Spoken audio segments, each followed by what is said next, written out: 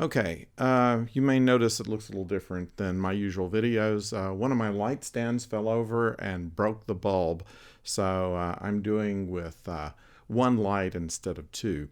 But we will push on anyway. We're going to talk about a couple of things, altered carbon and the Twilight Zone on this video. And seeing that I'm upset from breaking my light, I have something serene to show you.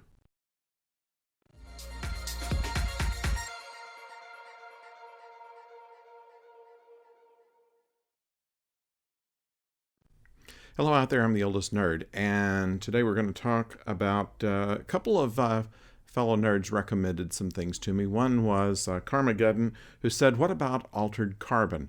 Well, here's what I have to say about altered carbon. Watching that, I watched the first episode of it and a little bit of the second, and this is a show that comes on Netflix and is in the process of releasing the second season, I understand. So if you wanted to get into this, the first season is about 10 episodes. I believe the second season will be about 8.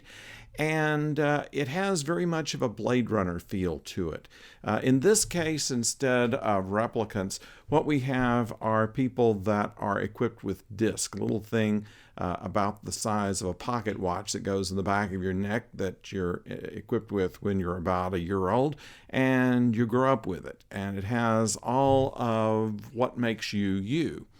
And it was made for life elongation. People who are wealthy can afford to buy new bodies they call sleeves, in which they can place their stack, which they call it, into a new body and live on for hundreds of years, arguably indefinitely, as long as the stack itself is not damaged.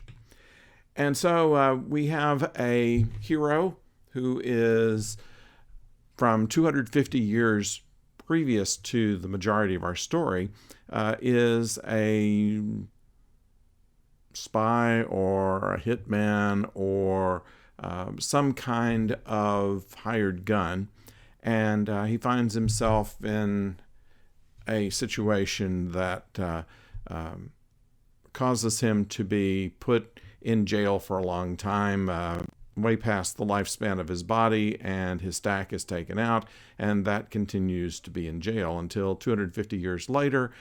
He is essentially bought by a billionaire who was prematurely killed before he could back up his stack, and he wants to know who it is that killed him. It's kind of an interesting premise. It has a lot of feel of Blade Runner in it. We have a reluctant private investigator, basically, who is looking into a murder of someone who is ostensibly still alive but has lost some part of himself because of not having a backup to his stack. And we have a lot of the atmosphere of this dystopian future of 350 years or so ahead.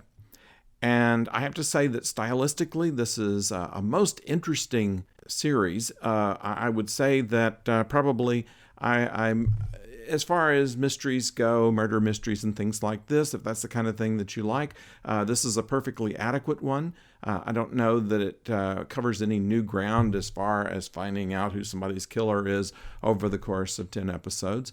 I would say that it is of about the same quality as the one that Woody Harrelson was in, and what's his name that drives the Lincolns? These kind of crime dramas, the continuing crime drama, is done pretty well as far as I can tell. There is an antagonistic police officer who is on his tail because of crimes that he committed in his previous body. There's a lot of relationship building. You get to know the characters very well. They establish them pretty well, pretty quickly, and you find out what kind of society that you're in. And it's deep with texture. I think that if you need something to watch, that Altered Carbon is certainly a very worthy entry into that. If you like crime drama, and if you like the futuristic angle to it, it has the grittiness of The Expanse and the dystopian future of Blade Runner and good crime drama. So I would recommend it if that's your thing. Now, I was recommended also by Dax Jacobson, a fellow nerd, who said that perhaps I should take another look at the Twilight Zone. I only watched the first couple of episodes, and my opinion of it at the time was it was okay, but it's for, I mean, you know, it was a decent kind of execution of the Twilight Zone. It certainly paid a good tribute to the original material by Rod Serling and other writers. The writing is reasonably good. The acting is reasonably good. The scenarios are reasonably good. Nothing that makes me say, wow, I've got to see another one of them, but a nice diversion. And in episode 6, in which they have a mission to Mars, they have 4 people who are taking a 212-day mission to Mars. And it's kind of a study on how people cooped up with each other over a long period of time will behave, and add to it the complication of the beginning of a nuclear war just as they're blasting off. And they're not knowing whether there's any Earth left, whether their families are alive or not. The same thing that their families might have wondered about them as they went to Mars, they're wondering about their families as they leave them.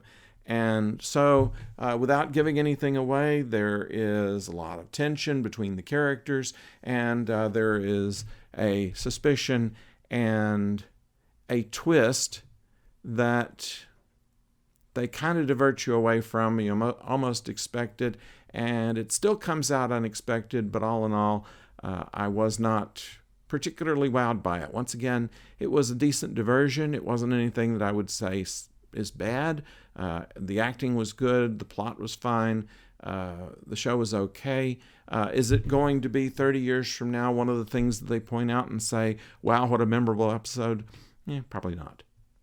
But anyway, my opinions on the Twilight Zone and Altered Carbon. They are worthy of your summer viewing if you're looking for something to watch while you're waiting for shows that are still to come. Our latest research is that everything seems to be happening much later in 2019 than we expected.